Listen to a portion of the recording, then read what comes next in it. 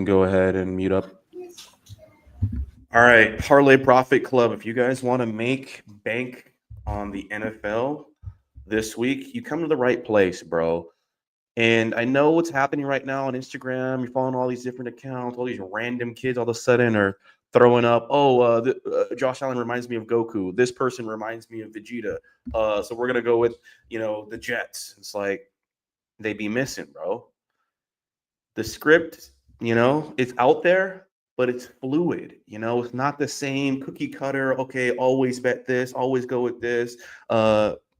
It's Kobe's birthday and this person, so we can go with that. Bro, listen up. Y'all don't want to make some money? We got the picks, bro. We got the script. It's a different script. This is the NFL Pro Wrestling League, bro. It's not the same script every week. Oh, yeah. Okay, and then he betrays him, and then all this. Nah, this is the Triple H era, bro. See, people are getting arrested. People are getting arrested over this. We got Terry Rozier. We got head coaches getting arrested over this. This is real stuff. This isn't wishful thinking, So you got to play smart, bro. This is David Stern's, era where it's just all like, okay, the referees. Oh, if you see this referee, nah, this is way more complex. Too much money involved. We need to throw these marks off because everybody got data analytics right now. Everyone's thinking, oh, you see the pattern? Oh, every primetime game, this is going to happen. Oh, you see this referee is going to – you don't think the NFL knows about all this? Bro, the scripts are way more calculated. These writers today, these AI writers today, they know what they're cooking up, bro. You saw Wemby? You saw my boy Wemby? He's cooking up. So the sports betting business is over $13 billion business, and certain states can't even participate yet. You don't think these people know what y'all talking about on this? We got the scripts, bro. Like, comment, subscribe, and let's just get into it, bro. I'm not even going to waste any time. Okay, NFL Week 8. So last week we saw, and shout out to the good people at Pat McAfee for making this cool little graphic we can just easily go off of. But let me see if I can zoom out a little bit, though. Appreciate you, Pat. Last week, interesting week. I should have the scores pulled up. Maybe I'll do that next week. But a lot of blowouts last week, and it was kind of weird because there hasn't really been a blowout in a while. Like before last week, all the games are kind of close. All the, even if you missed the spread a little bit, you missed it by like maybe 1 point, 2 points. Every team kind of seemed even keel. Like everybody was on the same level, in terms of everybody had a chance to win the game. Everybody had a chance to win their division. And then last week hits. Remember, CJ, you were saying Jaguars +3 against the Rams. Turned on the game. Matt Stafford turned into this guy turned into an all-star. He turned into MVP. Apparently, they had the greatest London game of all time. Over 5 touchdowns, no Puka Nacua. 10 different people caught passes that I've never heard of. And then after that, everyone just kept rolling. Blowout, blowout, blowout, blowout, blowout everywhere. Favorites dominated last week. So I do my research. Y'all know y'all know what it is. Y'all think this is a game. I do my research. I'm like, dude, all of a sudden we have 5-6 blowouts. Monday night, prime time, both favorites win. Sunday night, I don't know how the Niners were. Well, the Niners game was kind of weird, but they technically should have been a favorite. They close out. They were technically closed as underdog, but they win the game. And then both Monday night games go to the favorites. We had the Lions look like they just be playing, bro. Like all of a sudden they're doing Superman poses and all this bullshit. And I'm like, bro, y'all couldn't be doing this before. So Lions easily crushed the Buccaneers. Baker Mayfield supposed to be MVP this year. And then we had Seattle. Coming into that week, I looked at the Seattle Texans game, and just off the current trend of the underdog just crushing it in primetime, I'm like, oh, +3 Texans, Seattle? Another primetime setup, another easy lay. Give me them Texans. These niggas could not move the ball at all. These niggas literally have zero offensive line. CJ Stroud getting hit, the running back right when he touches the ball get hit.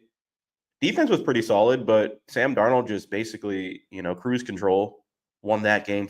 Both favorites cover. Most favorites had a blowout last week. You got to pay attention to these things. Like, what is going on? This wasn't. Well, it's not like the teams that got blown out were trash. And then the Broncos were down by over 30 points, I think. Come back in the fourth quarter, the greatest fourth quarter comeback of all time. They put 30 points on the board in the fourth quarter. They were a favorite by 7 points and had to come back and win that game. And so I'm just saying, last week was kind of a interesting week. And when you start to sort of dot the I's, cross the T's, circle the wagons, you come to realize, like, okay, I see what's happening here. Let me look over the past couple weeks and see what was happening. Okay, this week, underdogs were really good. This other week, favorites were really good. This other week was kind of even. Well, based on that pattern, guess what we're back into? Underdogs are really good. Or at least the dogs should be barking this week. Now, based off what happened last week, most people won't think like that. They'll just think like, oh, okay, like, because you're just reacting. You see the bigger picture, you know what I'm saying?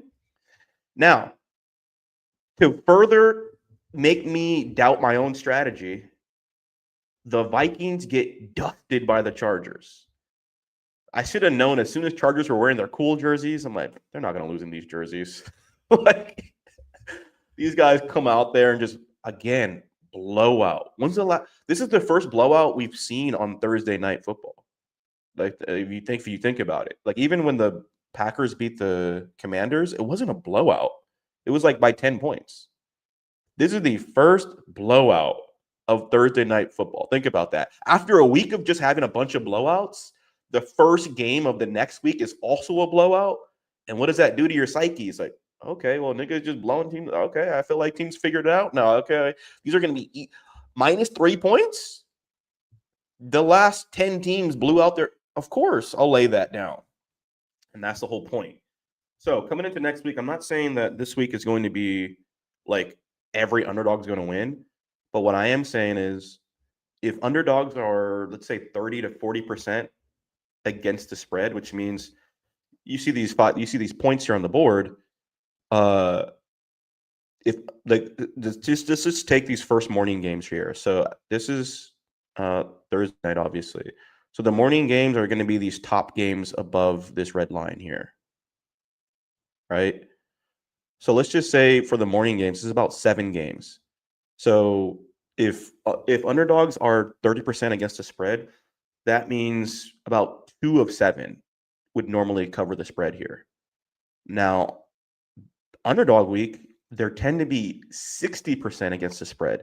So that means 4 of the 7 should cover the spread. So it's not like it's a crazy swing. Everybody, all the underdogs are winning. No. Also, there's less games too.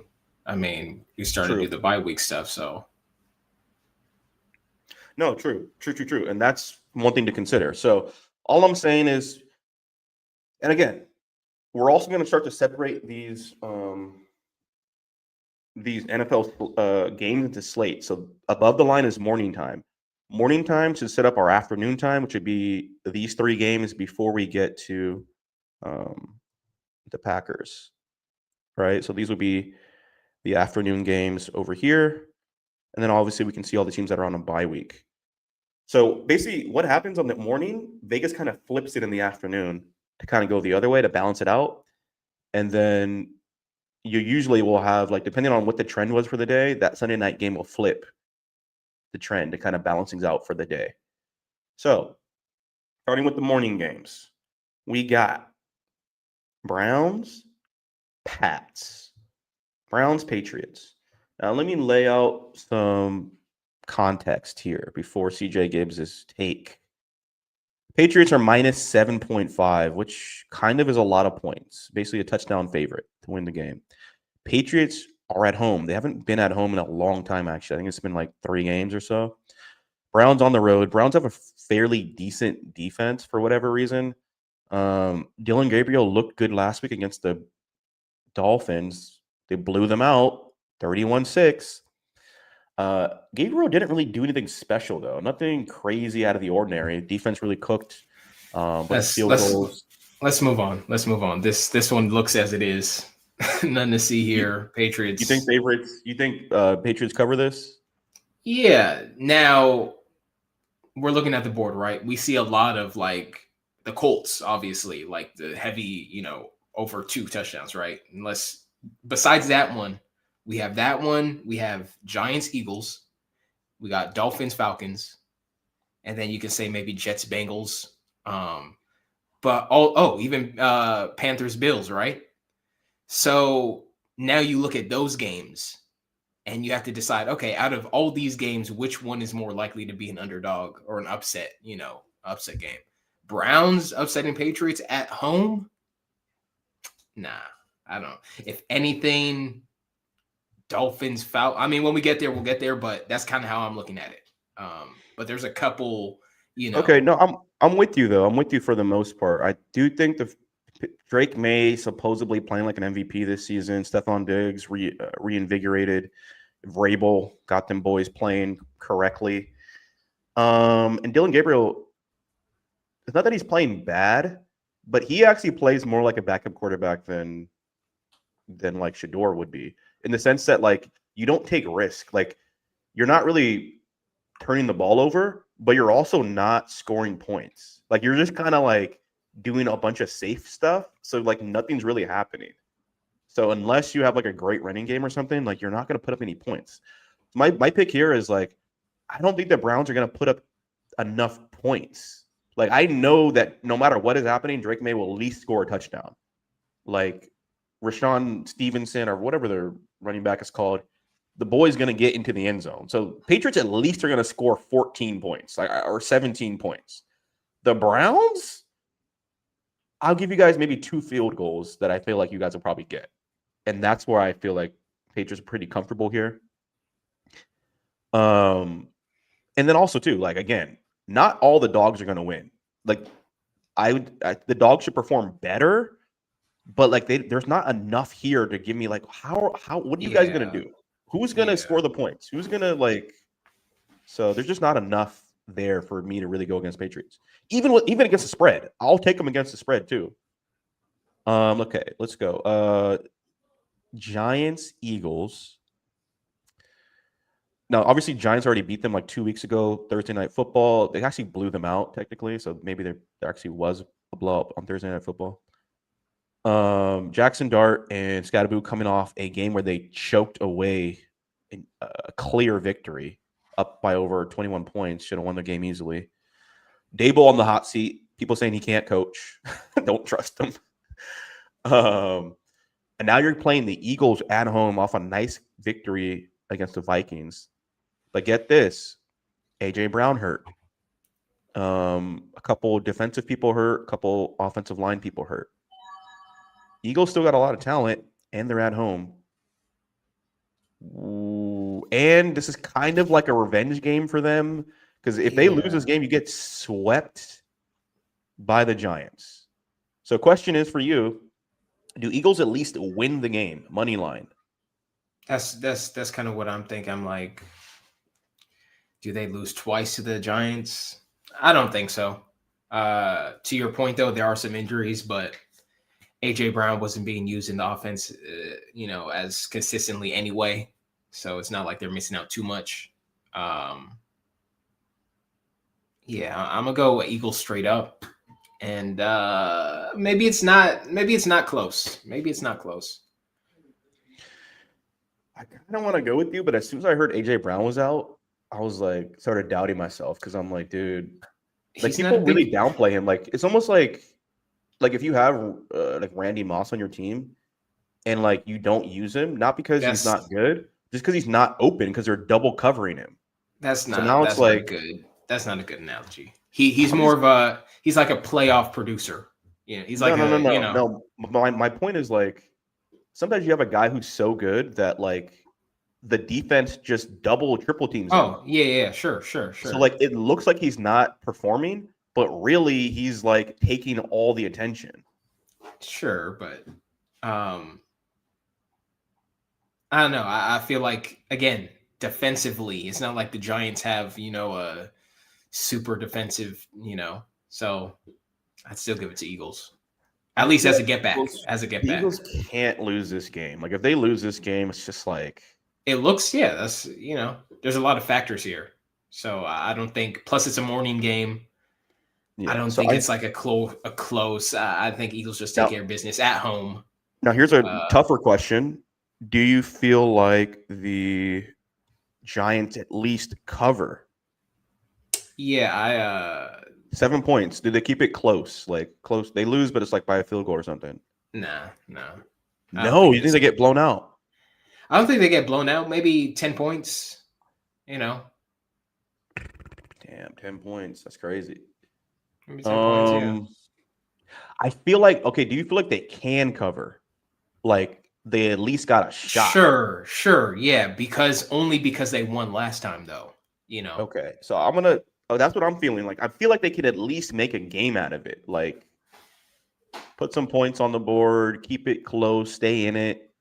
But I mean, following your theory, it's a morning game, that's making me think like no one's watching this right now. Like no. But I'm saying like we have 7 games. Out of all the 7 teams here, this is a week where there's a good chance that 60% of the teams on the morning are going to cover the spread. So we need 4 teams to cover. So the question is more like, okay, which of these 4 teams do you think is going to at least cover their spread? And the Giants, so like I believe in the Giants covering their spread more than I believe in the Jets. Yeah. You know what I'm saying? Yeah. If we have to pick one of these New York teams, here's the context with the Jets. I agree. No, here's the context. Let me give the context with the Jets. The Jets are thinking about starting Tyrod Taylor. I don't think it's official yet, but they're thinking about starting Tyrod Taylor. The reason, if they were going to start Tyrod, I would have picked the Jets to cover the spread because the last time they started Tyrod was like week 3. They played the Buccaneers.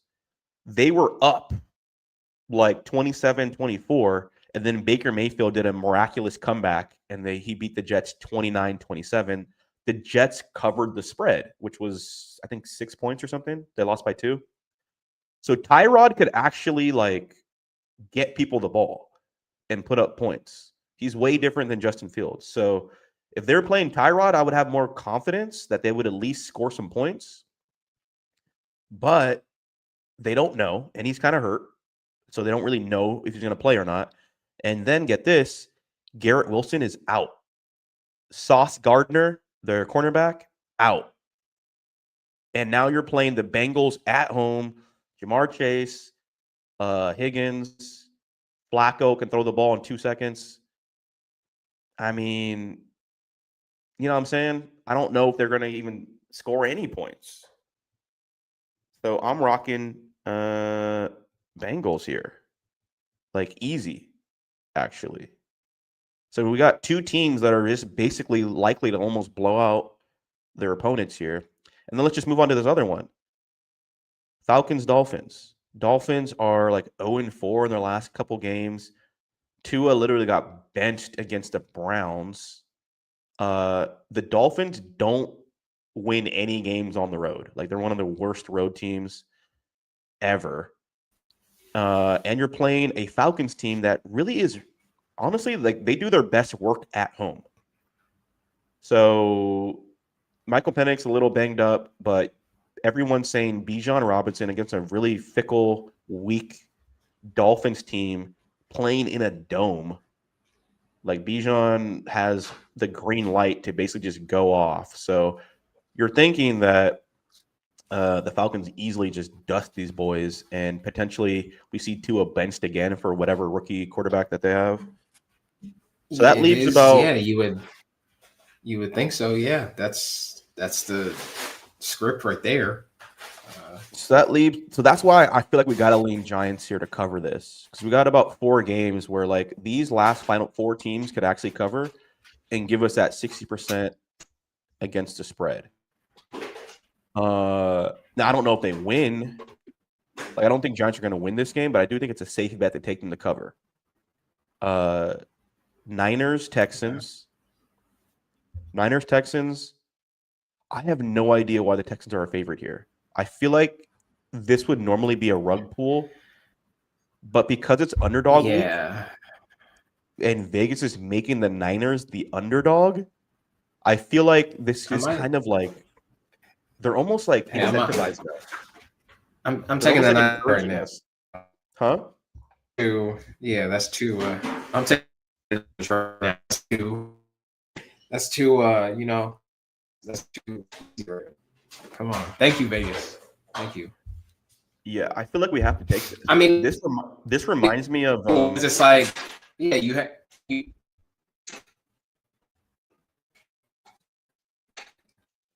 You're breaking up a little bit. You're breaking up a little bit. Who they beat last year or last week? They beat the in primetime? The Falcons.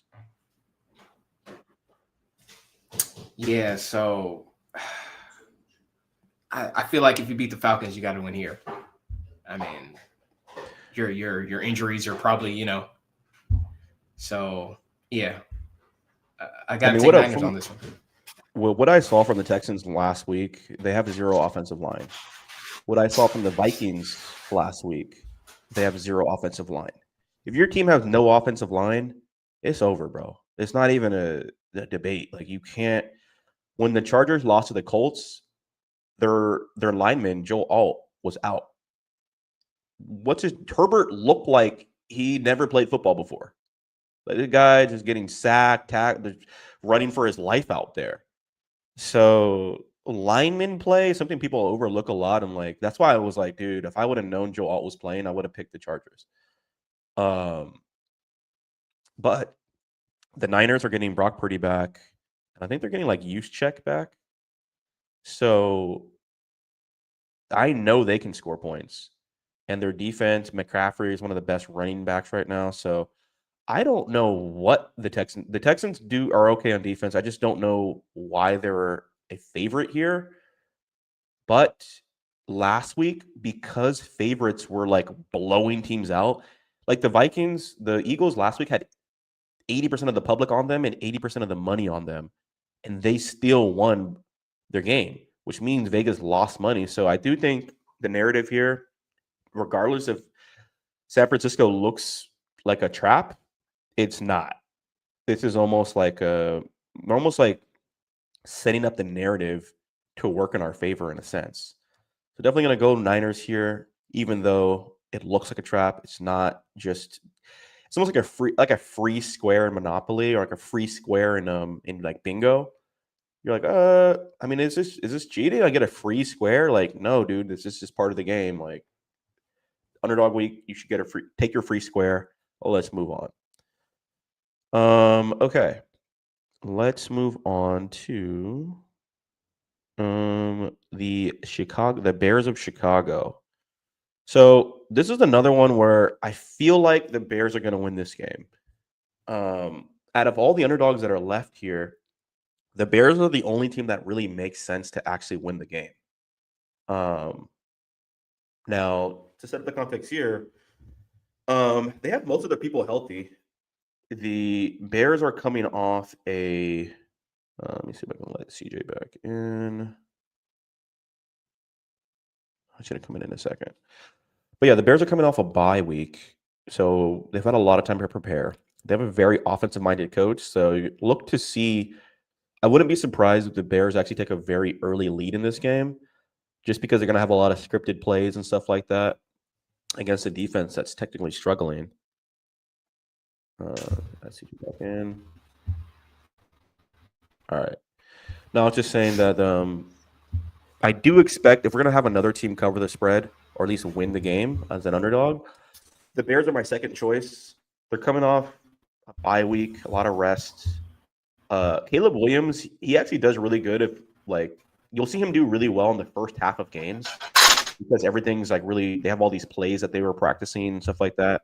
He doesn't have to really think on the spot. I wouldn't be surprised if the Bears actually get out to an early lead here against a really trash defense. And Lamar Jackson's coming back hurt. So if he's not running around or if he can't run, all he's going to just do is just sit back in the pocket and try to throw. He can be effective, but it kind of negates the Ravens having this super high-powered offense if he's not even going to be able to run. So even though the Ravens are at home, this is a must-win game for them. The worst-case scenario is that, or the best-case scenario is that the Ravens win the game, but they don't cover the spread. So taking Chicago against the spread, probably an easy pick right there. But I actually think they just win the game because I feel like they just have all the momentum and everything in their favor here. And then also, if the Ravens lose, it's just going to be better for the media as well. So that'll be my two outright underdog picks is going to be San Fran and Chicago Bears. So, my bad. Yeah, I'm just saying the two outright picks I have are going to be Chicago Bears and San Fran. The Ravens are hurt. If Lamar can't run around and stuff, their offense isn't as great as everyone keeps saying it is. Defense has been trashed for a long time. And the Bears are coming off a lot of rest. The Bears are coming off a bye week. So they've had a lot of time to prepare all these different plays they can get in. I wouldn't be surprised if the Bears actually took an early lead here. If the Bears do take an early lead, it's going to be tough for the Ravens because now you can't just run the ball. You got to actually try to throw it. Lamar has a chance to get hit more. The chance of an interception is going to be out there, and I think that the most likely scenario is that the Bears cover and the Ravens win. But I also think that the Bears are just in a better spot, or actually just going to win the game. Because imagine if the Bears win the game, the media is going to have a frenzy with this. Oh, what's happening with the Ravens? Oh, the Ravens. It's just more interesting if the Bears actually win than if the Ravens win. If the Ravens win, they'll be like, okay, Lamar's back. Okay, all right, But if the Bears win, it's like all hell breaks loose. Like, damn, is this the end of the era? Is the season over? Is what's happening? I agree. I'd be more confident with the Niners as the underdog pick, at least between all these games. But Bears, yeah, I was looking at Bears too. They look like they could win, but I am more confident in Niners. I might have Bears on a separate one if it hits, great. But yeah, I think Bears could cover though. I mean, saying, in that sense, but we'll see. Yeah, I feel like the cover here with the Bears is the most obvious play of the week, to be honest. But I also think that they just win. Again, we've only picked 2 underdogs to win out of 7, so that's around, let's just say 30%. I do think the Giants can score enough points out of all these underdogs to actually keep it close, and I think they will because this is going to be a really popular game too. I wouldn't be surprised if this game is the more broadly televised game, the Giants-Eagles. So it would make more sense for that game to not be a blowout. And then the last game we have is Bills-Panthers. Context here is that Josh Allen almost never loses coming off a bye week, and they're coming off a bye week. Josh Allen has never lost 3 games in a row, and this will be the third game. Basically, they lost 2 games in a row already, so this is the third game. Bryce Young is hurt, so they're starting Andy Dalton, the Red Rocket. Carolina is undefeated at home this season. Carolina has a really good run game, and the Bills' defense is really suspect.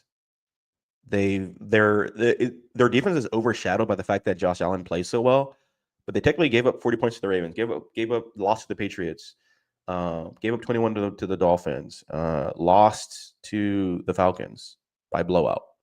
So their defense actually isn't very good. Bijan Robinson ran all over them. Ricky Dowdle is going to be able to run the ball here. So my feel for this one is that the Bills are definitely going to win the game. Now, are they going to cover the spread is the question. The spread is 7.5 points. And that's where I think the Panthers actually cover the spread here. For some reason, I think that their ability to run the ball at home, decent defense. Andy Dalton not going to do anything crazy with the ball. They'll at least keep it close. I do think the Bills will put points on the board, but I can see this game going like 21-17 Bills. Nothing really to see here. Nothing crazy. Just some safe football on both sides, and Bills kind of cruise to a pretty safe victory, but they don't cover the spread. Update on the Niners Texans.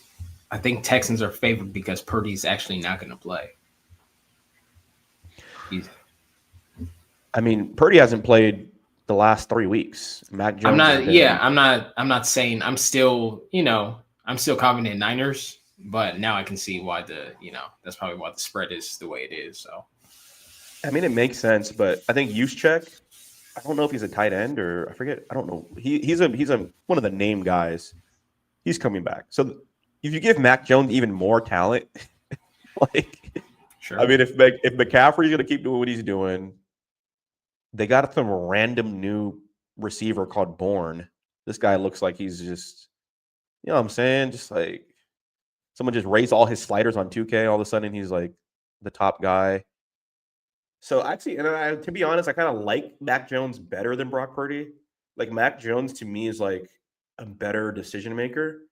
Like he knows his game. So you don't see Mac Jones like forcing dumb shit. Like Mac Jones will just take the sack. He's not going to throw like the random deep bomb.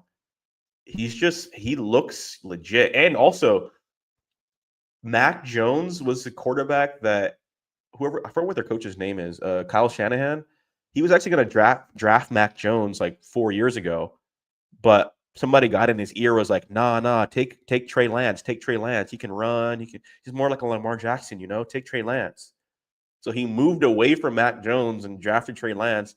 Trey Lance never even started a game for them. So now he has Mac Jones, the guy he initially wanted, and Mac Jones is like 3-0. So like, if you don't need to go to Brock Purdy right away, like, you know what I'm saying? There's no quarterback controversy. I'm like, this nigga's undefeated, bro. Like, I actually like Mac Jones better. So I think we'll stay where we're at, but yeah. So these are the underdogs. So technically, even if these teams win outright, like the Bears, Niners win outright, they're still covering the spread because the spread is plus whatever. So we have 4 teams covering the spread. That's 4 out of 7. Just doing basic math. Oh, dude, I'm actually writing on the wrong screen. That's crazy. My bad. I thought I was writing on this screen the whole time.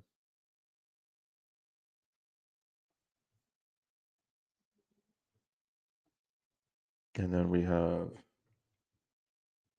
here. So yeah, we have 4 underdogs covering the spread. So 4 out of 7. That is 57%. Round that up to 60%. And that should cap off our morning. So most of our parlays are going to be built around this. It should be pretty safe with those underdog picks. And again, this isn't normal. Normally, we'd only have about 30%, but this week we're kicking that up to 60%. So at least take the points. Take the points. These are going to be our safest picks. I'm still going to bet these the favorites money line. We'll still bet. Hold on, let me see. Still going to bet like Patriots, Bengals, Dolphins money line. But these other games, I'm going to take spread for the dogs. And then I may do a parlay with the dogs money line as well. So San Francisco money line, Bears money line, and then I'll probably do I'll keep those 2 teams money line and then mix in some favorites. You know what I mean? So it'd be like Bears money line, San Francisco money line, and then mix in like money line of Falcons or Patriots. You know what I'm saying? So now you have 2 dogs that are really like boosting your odds, and you're just taking like the obvious wins and mixing those in too. So I'll show those. I'll send you those bets when I make them later on, CJ. All right. So those are all the morning games. So the morning games would be above the screen line here. So based on how the morning goes, that usually dictates how the afternoon's about to go. So here's the afternoon games here in this red box. So what we'll probably do here is we'll notice, okay, what was the narrative? The morning had a bunch of underdogs covering the spread. So that means Vegas is about to flip it in the afternoon. Keep y'all niggas off the track. So we have Buccaneers, Saints, Titans, Colts, Cowboys, Broncos. Starting with the first game, Buccaneers win by 4.5 points. I didn't know this. Apparently, Baker Mayfield hates the Saints. Apparently, he thinks that they try to intentionally hurt him, like they're like a dirty team. So he just tries to like go all out against the Saints. I didn't know that. But let me ask you this. And then also the Saints are terrible at covering the spread. Spencer Rattler, the nigga just finds ways to lose a game. You would think there were in some spots earlier throughout the season where they should have covered the spread. These niggas will lose by one, like they'll miss it by like 1 or 2 points. So I already naturally just don't even like taking them against the spread, even though they're at home and everything. But now that I'm hearing this Baker Mayfield shit, I'm like, oh, Baker's actually pissed off. And they just lost. They're coming off a loss in primetime. Yeah, Baker got to cover the spread. So I love the Baker Mayfield covering the spread. And guess what? We just had Vegas needs to flip the script. They just had a bunch of underdogs win. It's not going to continue in the afternoon. So this is a perfect spot for Baker Mayfield to take him with the points. I wouldn't be surprised if this is a blowout game, to be honest. Even though it's a division rivalry and Saints are at home. Titans, Colts. You remember what happened last week, CJ? When I was telling Toss, like basically the Packers were favored by like 14 points against the Cardinals. I kept telling Toss like the Cardinals are going to cover the spread, bro. Cardinals going to cover the spread. He was like, man, it's the Cardinals, bro. It's the Cardinals. It's Brissett. It's Brissett. And what happened? Cardinals almost won that game. This game, that will not happen. The Colts will actually cover the spread, even though it's like a crazy amount. Colts are the best team in the NFL right now. They're at home. They have supposedly the guy who's about to win running back of the year, Daniel Jones. They're calling him Indiana Jones. Like it's kind of a crazy turnaround for his whole career. Cam Ward looks like not a bust, but he just looks like he needs help. And they just got a new coach on the road. So for them to win by 2 touchdowns when you just blew out the Chargers, I mean, Justin Herbert couldn't even do nothing with y'all. So you're telling me Cam Ward, who hasn't even won a game in the NFL yet? Like, actually, he did win one game, but against the Raiders. But I mean, it is what it is. I do think the blowout's going to happen here. Vegas needs to flip the script. Colts roll these niggas. I wouldn't be surprised if they won by 21 points, to be honest. And then Cowboys, Broncos. The Cowboys are always a weird team to bet because they typically play in the afternoon. And then also Vegas kind of treats them like they're their own primetime game because they're such a popular team. It's going to be a good game. The Cowboys are an underdog here, right? Cowboys are an underdog. They just beat the Commanders. The Cowboys were actually a favorite against the Commanders by 1 point. Blew out the Commanders. It looked like they were the greatest offense you've ever seen in your life. They finally look like how they're supposed to look. You got CeeDee Lamb. You got George. You got 2 number 1 wide receivers, and they both like each other. And Dak likes to throw the ball to them. Yeah, that's how it should look. like of course you guys should be dusting and dancing and shit.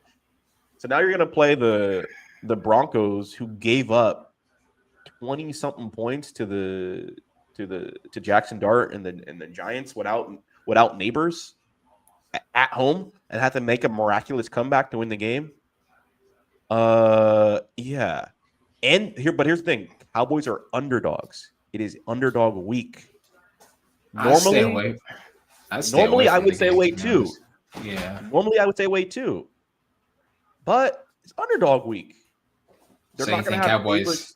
They're not going to have favorites sweep the whole. Favorites are not going to sweep the whole afternoon slate. It's just not going to happen. The same way it didn't happen last week. They had a couple of underdogs cover the spread. There's only 3 afternoon games this week, so one of these teams got to cover the spread. And guess which one is primed to do that? Them boys. All right, we'll see. That one I'll have marked because I can't trust the Cowboys. I can't do it. I've seen them. Usually right there with you, but the script is the script. Okay. Well, none of us thought the Cowboys would even tie against the Packers. Oh yeah.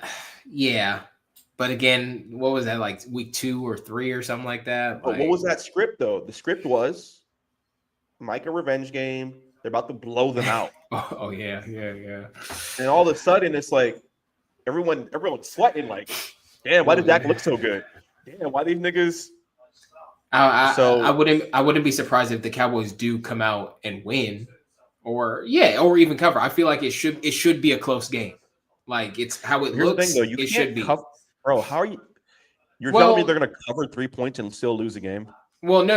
I'm not saying that. I'm saying it looks like how it looks is how it should play out. Like it should be close. Yeah. If the Cowboys do pull it off, they will. Like at the end, though. Again, who's their Brandon? Who's their kicker? What's his name? Oh, Aubrey. Yeah. Brandon Aubrey. Yeah. Like he's a main factor. Like those 3 points, those field goals, like they add up. So that's where I'm like, Cowboys could win, but they could also cover, but still lose. But I'd be surprised. I wouldn't be surprised if we turn on the game and Broncos are up like 28-7. Like, that's why I'm like, it's the Cowboys. So, but we'll see. It is. You're right. It is the last afternoon game. Cowboys prime time should be close. It should be. Brandon Aubrey field goal is, and but yeah. I'd be surprised. I'm not gonna lie. I'd be hella surprised if I saw that shit. Because this is why. Like you said, there's only technically this whole slate is about 13 games. More underdogs should be covering the spread this week than usual. And this was a perfect setup. Because this is normally a spot where most people would be like, oh, everyone's on the Cowboys. These motherfuckers are about to choke. But because it's underdog week, it's like, oh, because last week everybody was on the favorites. All the bets were on the Eagles. Eagles easily crush, and they cover the spread. Everybody was on I forget all the different teams. The Colts. Colts crush, and they cover the spread. Everybody was on and so like all the teams that were just like, oh, well, there's too much, like it's too lopsided here. It should go the other way. They easily covered. So underdog week, I'm like, everyone's going to be on the Cowboys. Or it doesn't even matter if everyone's on the Cowboys. They're putting them as an underdog for a reason. To kind of like justify the narrative in a sense. So if the Cowboys cover this spread, that will give us 5 dogs that cover the spread for the week. And that would definitely put us over that 60% mark. Now, I will say this. If this script were to play out, well, let's just take it in stages. If the morning script does play out how it looks on the board right now, definitely take the afternoon slate to play out how it looks right now. Right? If the morning slate does look different than this, then I might switch up some certain things. Like if there's not enough teams covering the spread in the morning, I would say that the Titans probably cover their spread or the Saints cover their spread. Whichever team you have more faith in is probably going to cover the spread, which is probably going to be the Titans. Just because you got to have the balance there. It wouldn't make sense. So let's just say this script does play out. Cowboys win the game. You got 2 more primetime games here. Packers minus 2.5 and against the Steelers, and then Chiefs minus 11 versus Commanders. Both these games should go to the favorites. Yeah. There's not going to be like 8 teams winning outright as underdogs, because that'll be like 80% underdogs against the spread. Like the numbers are just too much. It's just not going to happen. Plus, we just be coming off a week of like a bunch of underdogs winning against in primetime. So it just wouldn't make sense. But to make this script balanced where it still favors the underdogs for the week, Packers should easily take this game, and the Chiefs should easily take this game. Not to just mention that these teams are the better teams, like just straight up. They're just there. But if you're talking about against the spread, yeah, the Commanders may not even have Jaden Daniels. And the Packers will – remember what I keep saying with Aaron Rodgers, like watch quarterback theory? The Steelers technically haven't played any bad teams yet or any good teams yet. Name one good team that the Steelers have played. Said a good team? A good team. Steelers. And don't say the Patriots. Didn't they play? The Patriots turned the ball over on them 5 times. Yeah, that for sure. 3 times in the end zone. Didn't they play the Bengals? Or no? I said a good team. They played the Bengals last week with Joe Flacco. Yeah, that was a good team. Minus Joe Burrow. Like, that's all they're missing. Were you saying that before? Because before that, these teams were on a crazy losing streak. All I said before about the Bengals, my only thing about the Bengals was there's no Joe Burrow. Do they have? Remember when we were talking about? You guys were like, "Oh, Joe Flacco." I was like, "Can he pass the ball?" Because they have 2 receivers. All you have to do is get the ball to him, throw the ball to him. Can they? I didn't see him. You guys were like, "Oh yeah, he could do it. He could do it." I was like, "Okay, okay, fair enough." I'm not saying the Bengals are a great team, but that was a. If you want to say, a matchup, QB versus QB, that was between him and it wasn't his fault though. But nobody was giving them that rub. Nobody was like acknowledging the Bengals as like sure, okay, you guys are good now. So are you going to say before the game happened? Are you going to say the Packers are this, great team? No, but we all recognize them as a good team though. Nah.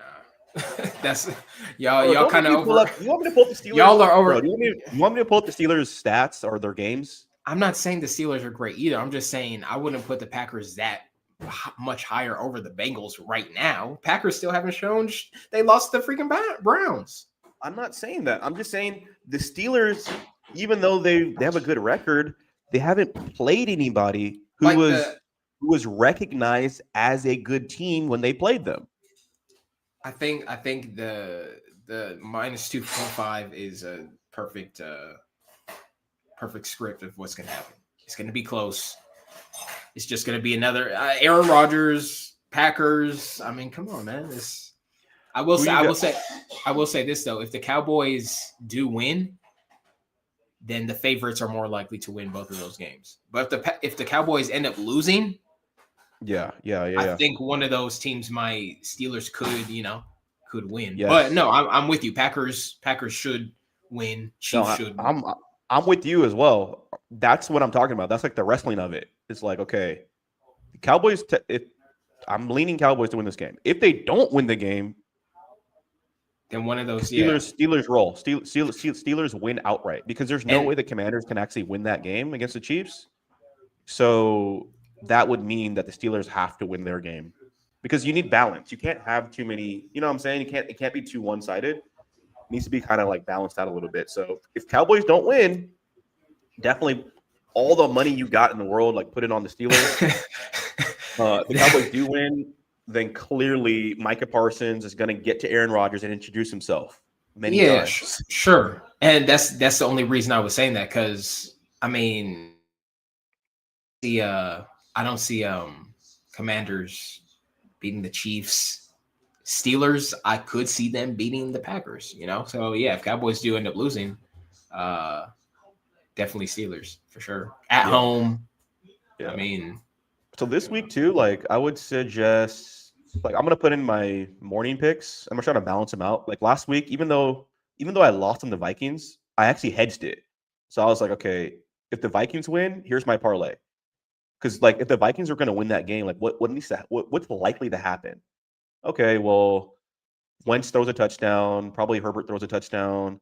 Wentz throws for over 200 yards. Plus they cover the spread, plus the money line. So that's five things that went right, plus 400. What if Chargers win? Okay, well, if Chargers win, Wentz probably still throws a touchdown. Herbert definitely maybe throws 2 touchdowns. McConkey gets 5 receptions. Chargers cover the spread.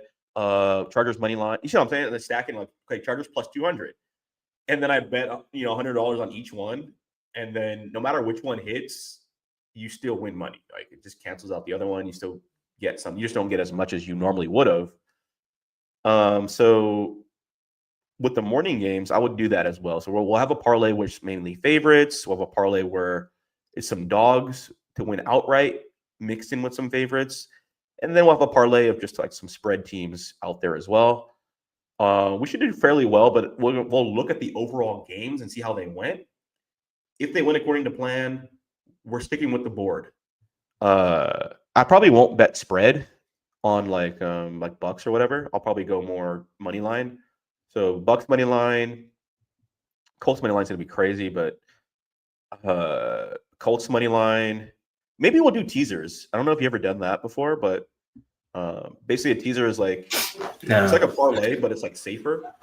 You basically can like you so the number here that you can take it down. Okay, no. I think a version of that is like when they tell you can cash out early or something, or you can back out early. Yeah, that's a different. Yeah, it's a sort of.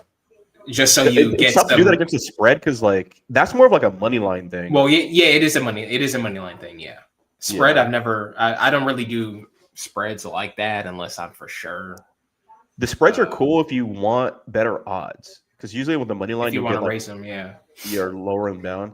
So what the teaser is like, so I'll show it to you later, but basically it would be called like a 3-team teaser. So the one on Assad's book, you can reverse the points that they're giving you by 10. So imagine taking that Bucks minus to win by 4, and you're taking Bucks to lose by 4. You see how much safer that is? So you can take Bucks to lose by 4, Colt to win by 4, and Cowboys to lose by 10, and put that into like a parlay. You're gonna get you'll probably get like minus 140. You're not getting great odds, but that's like a good money line bet, though. You know what I'm saying? Like, so like now, if you bet more on it, it's a safer bet. So the chances your win rate is going to be higher, and the chance you see what I'm saying? Like, so I'll probably it is. Yeah.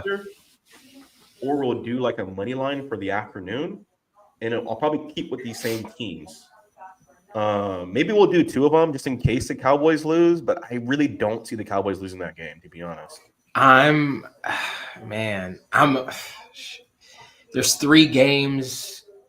Niners, I'm a bet on them separately, but I'm pretty confident on them. Bears, I'm gonna do separately, but I'm not too confident. But if they hit, I mean, obviously that's cool. And then Cowboys are probably gonna be that other team where it sounded good coming from you, but I mean, I'm just like Cowboys. I'm gonna stay away from them, but we're betting on them. I know it's like I'm putting my money on the captain. Like, nah, I can't. I don't feel comfortable doing that. But we'll see. I'm gonna be watching the game to be like, this is gonna be interesting to see, if they pull it off, just for future, But this is gonna be a gauge. This is gonna be one of those gauge bets where it's like, kind of like for future bets. Like, okay, let me send you this. I'll send you what I sent. What's his name? Fat Brian. I saw this on Instagram, and like the Cowboys do feel a little different. It's kind of weird. Like they hired like the worst coach candidate that you would think, and then all of a sudden it just seems like, oh, this is actually like the perfect coach for you guys. like to have a coach that's just like not ego, like not like a celebrity. Like this is actually the coach that you guys need. Let me see if I can find this real quick. Oh, fuck. Damn it. I shouldn't have done it like this. It's going to open up. It may slow down my computer, but let me see if it plays. Oh.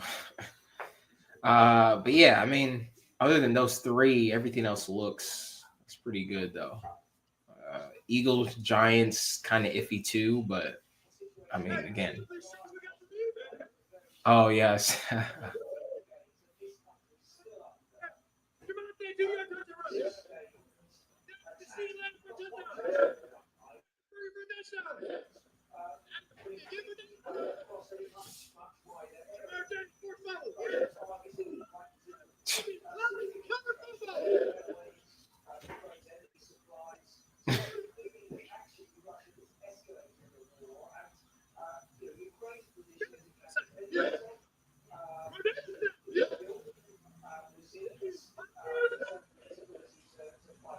They just got Javon Clowney.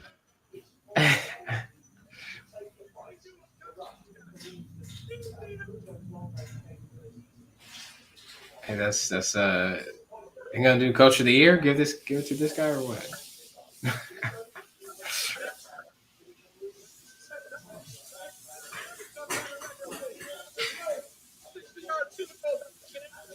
Oh hell yeah! Give it to my guy. That's my guy, right? That's the only guy I care about on the team.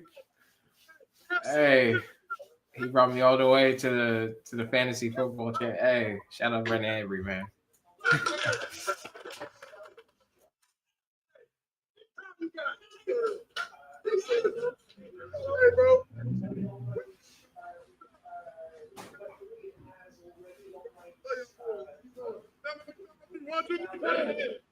I mean, these niggas just feel a little different, right? You were inspired, and that's why you put money on them. You like the Cowboy? Okay. I'm just saying they feel a little different this season, right? After you watch it, you're like, that is a pretty long list. Like God. Okay, Cowboys. Okay. That's a long list. Also, I don't know if you watched like the Sean Payton, the coach for the Broncos. If you watch his stuff, he doesn't seem like the type of guy who would be doing all that. Like, hey, bring it in. Hey, bring it in. Like, nah. He an old school dude. He an old school dude. Let me see if I can pull up another one real quick of the what's this called? The Bears quarterback or the Bears coach. Bears coach, another guy like that too, who like celebrate with the team and shit. Hold on. What's his name? Ben Johnson.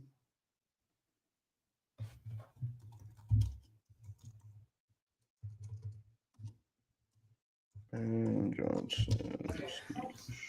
I mean, at least like that, I guess. Isn't the Rams coach is pretty? I mean, he's a younger dude. He's he has a good balance at least. I've seen him, be a little of both. That's what I'm saying, dude. I'm like, you know what I'm saying? Like, this is Cowboys coming in with some vibes. I'm like,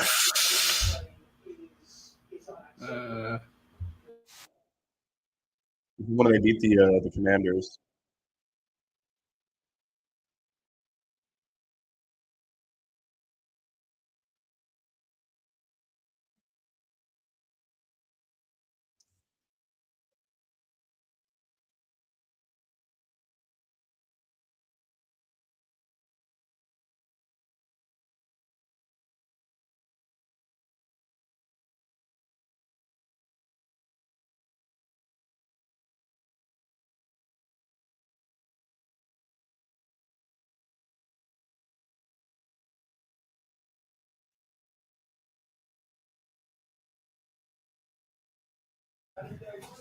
It's funny, like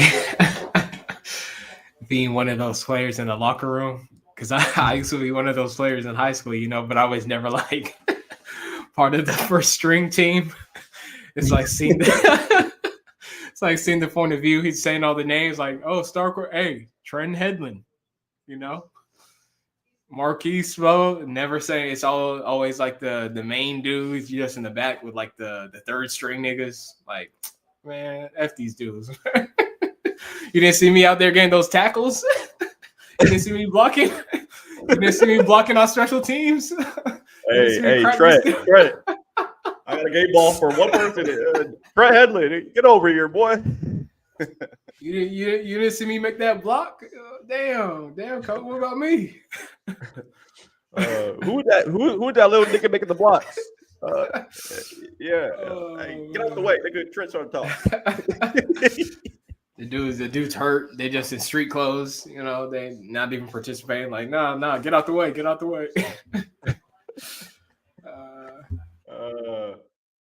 Look at this team, though.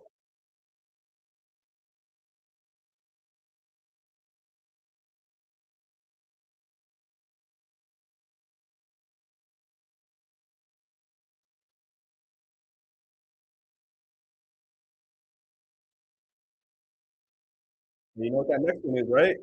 You know what that next one is, right? Damn Raven, boy. Damn Raven, boy. Hey. They look inspired, yeah. He said 4-8 up, bro. I'm just saying, some of these NFL teams, like, they have like these coaches where the vibe is like, all right. What's funny is like the Miami Dolphins they don't even have this.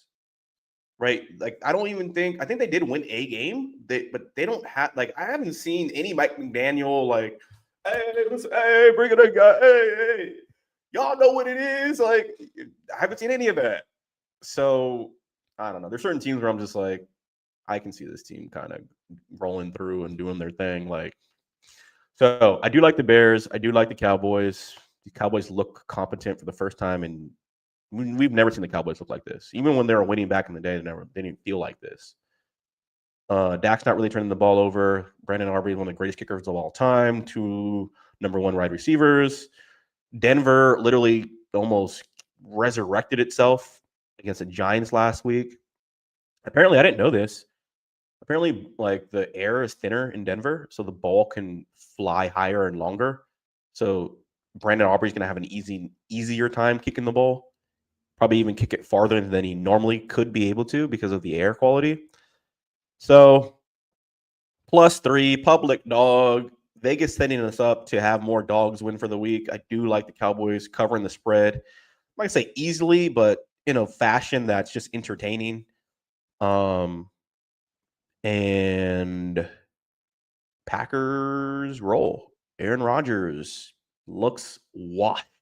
Like I said, motherfucker hasn't played any good teams yet. He hasn't played a team where everyone was like, oh, yeah, they're about to face a good team. The only team that they faced that people were like, okay, this is a good team was Seattle, and they got rolled by 2 touchdowns. So I think Micah Parsons is going to have probably at least 2 sacks. Aaron Rodgers will throw a pick, and Jordan Love will prove that Packers made the right choice in getting rid of him. So that should be the week, man. But again, I'm going to try to layer my bets in stages. I'm not going to place everything at one time. Now I'm like stuck. I'm like, all right, let's see how it plays out. Then layer my bets in for just in case I need to make some changes or whatever. But I do think we can lock in that the week 1 or the morning stuff. Lock it in. We'll have a lot of favorites in there anyway, so I don't think we're going to have too many surprises there. Yeah.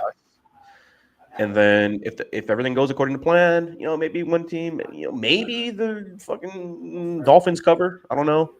I may have to make a small adjustment for the afternoon, but I feel like it's going to go the way it's going to go. Keep our powder dry for the late game. Just in case we need to recover, we can just easily look at the slate and be like, okay, what happened? Like who won where? Okay.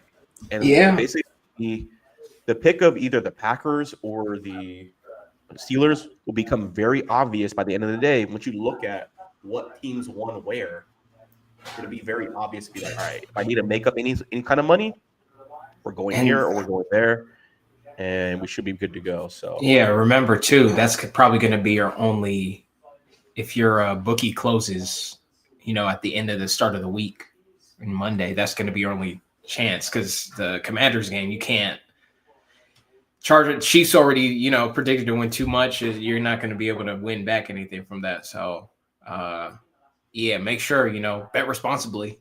But yeah, your opportunity after that, if the Cowboys do end up, you like the Cowboys, which I myself might, throw a little separate bet on them. But if they end up losing, I might have to, want to jump back with the Steelers Packers game. So just keep that in mind. But yeah, it looks like a good week. I mean, it always looks like that, and then you got that one team that messes up the whole thing. But nah, it looks pretty solid. I feel like we got the script pretty dialed this week. And one thing I'll say is like when we have really bet with the script, we've crushed. Like there was one week where there was that 2 weeks where remember that week where Toss started off with the Giants? We were just like, this can't continue, right? And then we just kept betting on the primetime games, and they all hit. Like Bears beat Commanders. Yeah, it was that. Yeah, Falcons beat the Bills, and we're just like all just like I won so much, bro. That week was crazy. So if we are able to figure out the script, then like I already know what the next week's going to be balanced. Yeah. More obvious in terms of the teams that should win should win. So it'll just get easier if this week goes according to plan. It'll just get easier figuring out. We can really start to stack a bankroll because technically this would be like the middle of the season. I think there's only about I don't think there's 18 weeks in the NFL. No, I mean not regular season. I think it's like 16. You think it's 16? 14 or 16 or something like that. Yeah. No, not 14. It's got to be 16 to 18. Then. I'm not sure exactly how many weeks, but it's 16 because then you got the bye weeks and wild card and stuff like that. Well, they also shortened the preseason, I think, so it might be 17. It might be 17. But anyways, we're about halfway through the season. So if we can get on track with the script, we got about another 2 months left where we can really start to cook up some revenue. So that'll be helpful. But yeah, man, we're hitting that hour mark. Any other bets you want to throw out there? We got basketball season. We got baseball finals. Yeah, no. Series.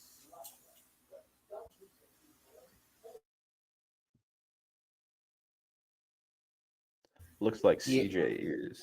Yeah, for the Dodgers game. I mean, it's your last chance to bet baseball. It seems like it should be simple, but I think I bet Dodgers last night. They got beat, destroyed. So I mean, I don't really bet. I just threw them on the parlay to add, because again, basketball seasons, I've been heavy on that. Actually hitting pretty good. Tonight, I mean, I don't want to get too much into it. We're trying to focus on football. Maybe on Monday I'll come out with some more. But tonight, being what today is, the 25th of October, there is one good game. It's a short slate, but there's Sixers Hornets. Sixers at home. Joel Embiid. You would say let's just say he's the biggest guy on the court, but he doesn't have to be the number one option anymore, which says a lot. You got Tyrese Maxey and this new dude who went off the other night where they won. He put up like 40-some points. VJ Edgecombe or something like that. But yeah, I don't see LaMelo and Brandon Miller, and they got a cool squad, but nah. At home, Philly, Maxey and this backcourt. This supposedly saying the craziest backcourt in the league right now. Season just started, but I mean, you got two guys who can put up 30, and Joel Embiid too. Like that's the thing we're forgetting. Like he only put up 4 points, last game, and they still, so they didn't have nobody to guard Embiid if they have to. So if you got to bet the house tonight, they got LaMelo. Brandon Miller, he's cool. He was injured, just young talent. Yeah, but they don't got anybody, though. It looks like an easy win for Philadelphia, and that's what's scaring me about the line. I'm like, why is the line only 4 points? Like, basketball is kind of it's weird, man. There's games you're like, oh yeah, this team's, but already like that's happened. Already it's happened. That's what I'm saying. Like the Philadelphia line looks too small. But like what? So 4 points? Take these. It's still early in the season. Take these bets with a grain of salt. But my thing is, I like to go on nights that the schedule isn't too much. The thing is, if there's a lot of games that day, it's fun to play, especially on like But if you want to like quickly get, catch on to these games, you can. But when it's a shorter slate, it's kind of easier to make those picks. Tonight, out of, there's a couple other games, but they're too close to call. The most for sure lock pick, Sixers over Hornets at home, just better roster. If you're going to put the house on them, now's the time. So, yeah, the Philly line is weird though. Like, I feel like that's not enough points. Like, they should easily cruise, and like they're only 4-point favorite. It's kind of weird. well, that's the reason why I'm saying to take it. Because I mean, if not, you're looking at the other games, you're gonna risk making more, but possibly could lose. Magic against Bulls. Magic played last night and blew a freaking lead to the Hawks without Porzingis. And then you got Thunder Hawks. Thunder, they went to overtime both games, double overtimes both games already. Hawks, now they got Porzingis back, coming off a back-to-back, but I just can't trust. Again, you're not going to make too much and then risk them losing, right? After that, you got Grizzlies, Pacers. Grizzlies, they've been messing up. Pacers, they look good, but they're missing two key players, Miles Turner and what's his name, Tyrese Halliburton. And then the last game of the day, you got Nuggets Suns.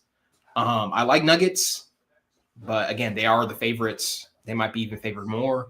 But actually, the reason I didn't bet Nuggets is because I couldn't even bet on them. Like that's how favored they were. So the only game that made sense was the Sixers. Again, I've seen it. I've seen favorites lose to, but out of all games tonight, that's the one I'm like, I can bet the house on and, make some money back. So I don't know why the line movement on the Sixers game, the line movement is interesting because it started off at 6 points, 6-point spread, and then it moved down to 4.5, which usually means someone's putting like a lot of underdog money on Charlotte, and I don't know why that would be the case. Maybe there's some injury information out there that has come out or something, but everyone's pretty same rosters. I mean, Paul George is out. Don't even have their guy McCain back. McCain's not even there. Paul George's not even there, and they're still like their team looks like it's almost playoff ready. Like they might be the team in the East this year. So I'm with you. Like I would roll Sixers as well. To be honest, I don't see how they lose that game. That's the only game I'm betting tonight. Basketball. I might do some props. Shout out Underdog. They just come out with the live betting feature. So if you stay on that, yes, I've been last 3 nights been nice. Nice. See, that's a cool thing. Like if you know the game, you can see like the momentum moment. And you kind of know that. All right, if you can get it in real quick, at the quick thumbs, you can get it in real quick. Slide it before they move on. They mess it up for you, but yeah. All right, well, we'll look to see if we can probably transition over to basketball as that season starts to cook up a little bit more. Yeah. But hopefully, you know what I'm saying, we continue to eat off the NFL. The NFL is the biggest betting market in all sports. Dodger fans, if you believe in the script at all, the Dodgers probably lose the next game. It only makes sense. Okay. Watching that game with Toss, we basically called it. We called the script as it was playing out. I was like, oh, watch, like, because the Dodgers basically have no relief pitchers. So all their starting pitchers are good. The average starting pitcher usually will play up to 6 innings. And then they'll bring in like backup pitchers. So usually whoever has the best starting pitcher will win.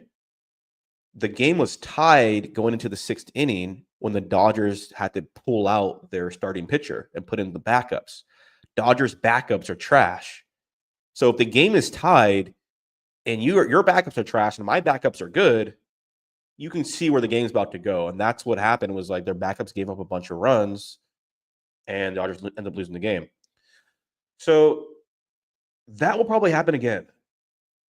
And the only reason I'm saying it's going to happen again is because it makes for a better narrative. If the Dodgers win last night, nobody's watching the World Series because we already know who's about to win.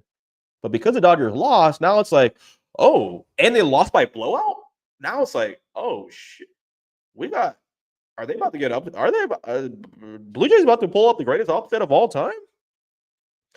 Are the LA Yankees about to just cough up the? So imagine if the Dodgers go down 2-0 going back to LA, must win game 3. Everybody and their grandmama watching that game. Everybody. You're right. I when I first, again, this was just like a throw on bet, but I didn't even see where they were playing. I was just like, Dodgers game 1. I was like, oh yeah, come on. And that's why it was a sucker bet, because like everyone's thinking like that. So I know that's crazy because again, it was one of those like it was like the throwaway bets. It was like, oh, take the Dodgers to win. Blah, blah, blah. I was like, yeah, just I need it added anyway. I need another one. Yeah, that's crazy. Hey, underdog, that's crazy. I was just praising y'all. I'll take that back. I take it. Yeah. Hey, do you want this free Dodgers bet to add into your parlay? What the hell? Hey, add on the Dodgers for an extra 50x bonus. Yeah, I'll take it. Like, do you want guacamole on your? Of course, nigga, add it on. What? Damn. We have blue guacamole for the Dodgers. You want it? Like, yes. Like, of course. But yeah, that's what I'm thinking for baseball. I would not be surprised if the Dodgers lose again, but except it's going to be close this time. Like, it'll be like they barely lose a game or whatever. Okay. I'll wait. Yeah, I'll wait till I. I mean, it would make more sense. Like, okay, even if the Dodgers do win 1-1 coming back to LA, like that's still a decent narrative. But 2 down coming back to LA, and then Dodgers sweep from there, like that's a way better storyline than. Yeah, you're right. I should just save my money, head out to Cosm for the game, and then bet live, and then spend drinks on everybody. Hey, come to my section. We winning big. Yeah. Right, were you with this last time? At the Dodger one? No. Dude, that one was crazy. That's what I'm saying. We weren't even in the dome though. We were in the cheap seats. We were in like the bar. Motherfuckers are coming up to you like high fiving, like everybody get up. Motherfuckers are leading laptop in there. Bro, ESPN showed up. Hey man, can we interview you real quick? What's your reaction to Dodgers winning? I'm like.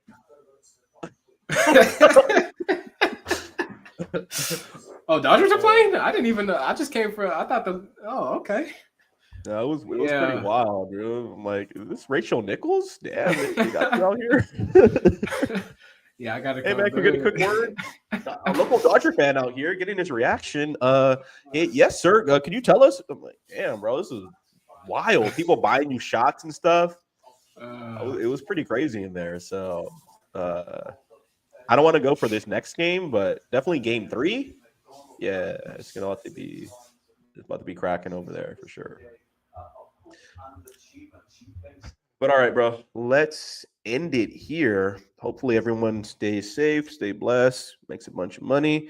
And obviously, if we are right and we made you some money, we gave you a little bit of advice, made you laugh, like, comment, subscribe, share it with your mama, share it with your best buddy who's just randomly losing money all the time on random parlays. And let's get everybody right. So we'll end it here, and we'll see you guys next time.